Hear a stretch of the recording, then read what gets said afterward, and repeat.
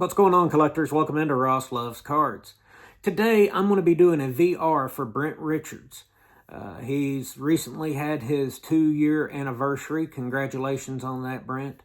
And this VR challenge is to talk about or list or name someone that has inspired or influenced you in the hobby.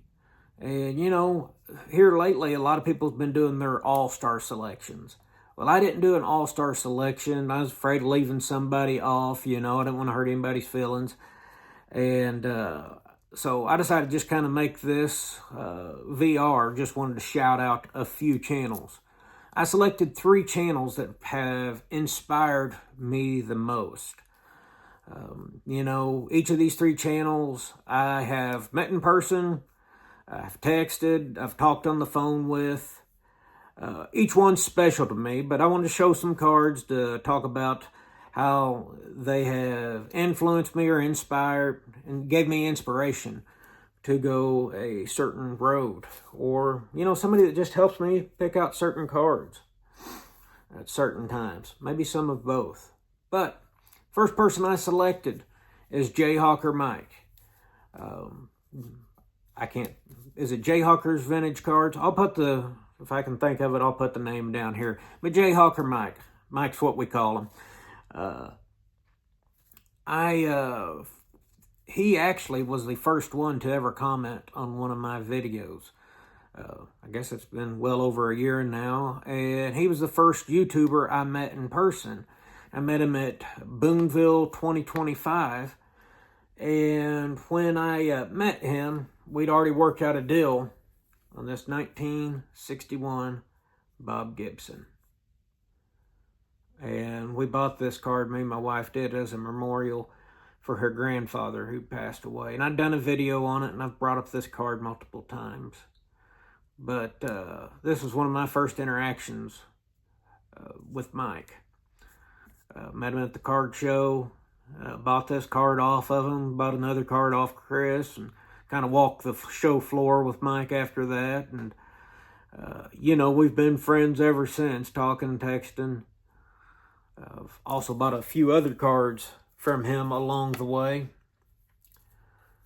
And one of the biggest things I think about Mike is, when I think of him, is think about our time at Strongsville together. And, we went over our list on Strongsville many times, back and forth, what we'd do. Probably mentioned it in a video or two. And I wanted him to look at a card with me. And the card was a 1961 Mickey Mantle. Now, the card I wanted him to look at was a 61 Mickey Mantle, but it was 1 and a 6.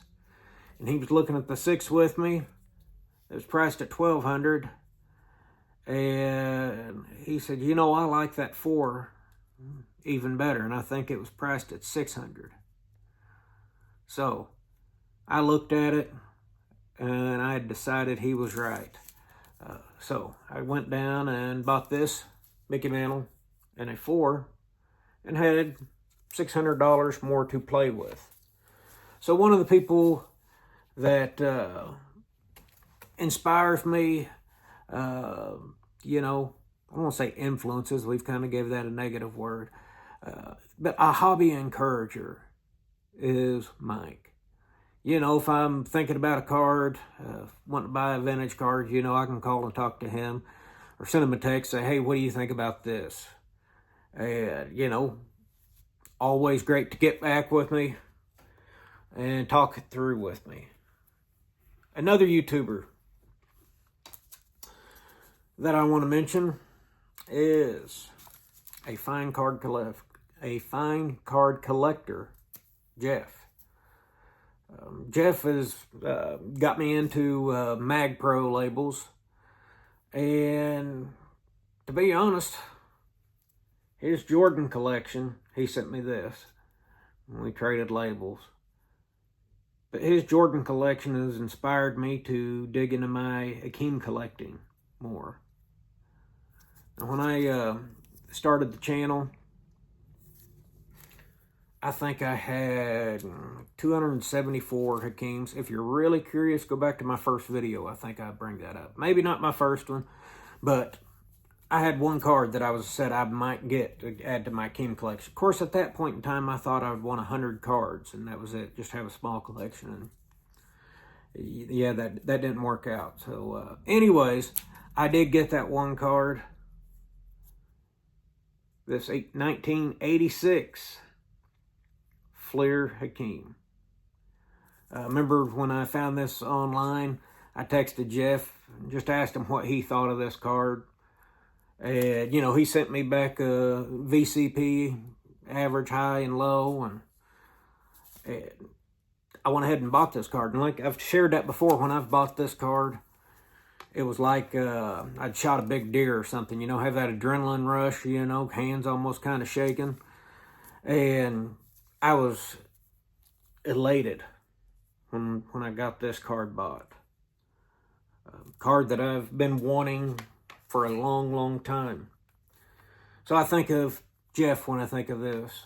But I mentioned that, I think 274. But anyways, since talking with Jeff and looking at his Jordan collection as he's gone through it a time or two, I started wanting to collect Hakeem, and you know, I've bought over 200 plus Hakeems since I became to know Jeff. So Jeff has inspired me by collecting Hakeem Olajuwon, by me collecting Hakeem Olajuwon. But another person that has inspired me is none other than Dylan Double D. Me and my family recently took a vacation to Hawaii, and I had the opportunity to go hang out with Dylan for a couple hours. And, you know, my family, they came and picked me up, and he took my boy, showed my boy his card room, and then showed my family their koi ponds. And, you know, I had a good time hanging out with Dylan. Met his wife, met his dad. It was just a great time for me. Great memory while we was on vacation. And Dylan gave me this card out of his collection. He said he'd had it for about 6 years, but this is a Double D graded card. And you know, I think this is one of the coolest things ever. You know, he puts in there pack odds and all them numbers and what all it consists of, what set it's out of. And this one, numbered out of 54, because this is the design of the 1954 of Preacher Row. Number 16. So you can get the red Sharpie there, and then this signed right here. I couldn't help but wonder, at a local show we was having here in town, I was talking with a guy. He was a Preacher Row collector. You know, he lived in this hometown. There's several Preacher Row collectors. And he said, you know, I remember one time I was going over to his house. This dealer was telling me about it. And he said he had a stack of cards over there that he had to sign and send back. I couldn't help but think, I wonder if this was one of them cards. Maybe not. There's no telling how many cards Preacher Row had signed. But I wonder if this card was signed in my hometown. And what else is special about this? Dylan remembered. He said, well, that can go with that Preacher Row card that Tony got you. So, I've got this 2003. I'd call that a modern card. Version of Preacher Row, the 1954 signed. And I've got this one Tony gave me in a ballpoint pen. And I shared this when I shared Tony's gift. This right here, this 1954 Preacher Row. This is the first vintage card I ever bought. Or, yeah, I was going to say at least first graded. No, I believe this is the first vintage baseball card I ever bought. 1954. So, between that, the ballpoint that Tony Southern Collector had sent me, I now have this to add to my collection. You know, just is an awesome gift.